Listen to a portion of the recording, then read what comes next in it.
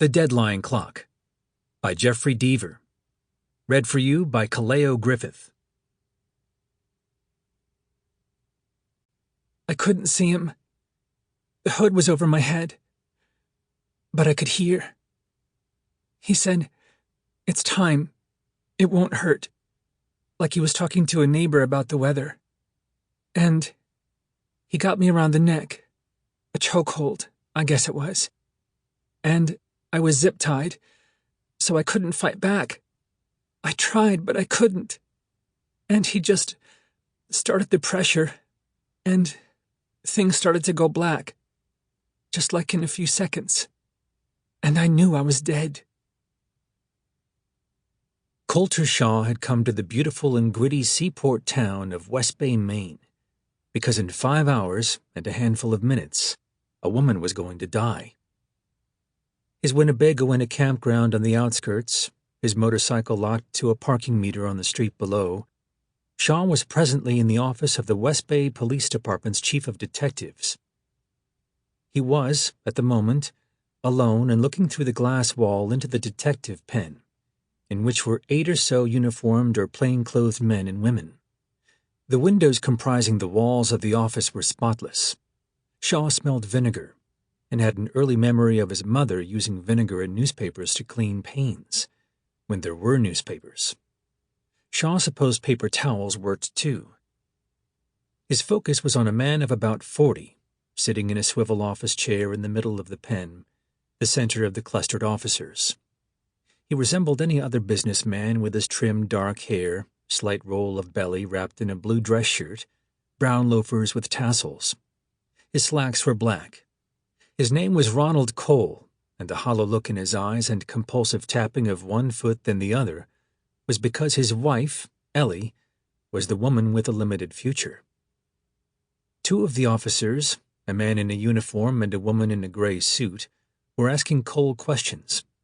The others were either on phones or looking at computer screens or at keyboards they pecked slowly. Colter Shaw himself was similar in appearance to the male officers of his age. 30s, athletic, trim, short hair, blonde in his case, lying close to his head. One difference? They didn't have a facial scar, or at least any Shaw could see from this distance. He was in black jeans, black Echo shoes, and a dark gray collared shirt.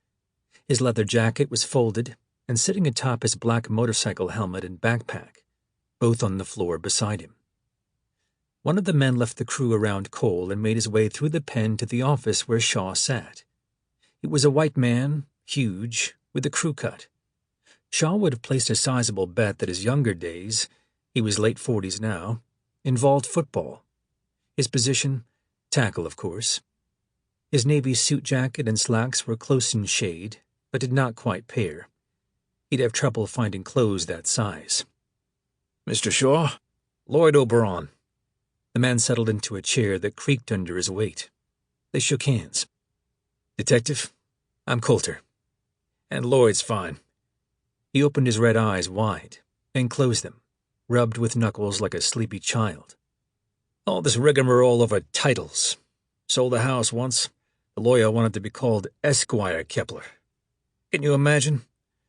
So, you're in the reward business." He made it sound like Shaw's livelihood was a profession, complete with conferences and pension plans. Shaw didn't elaborate on the MO of his work, just nodded.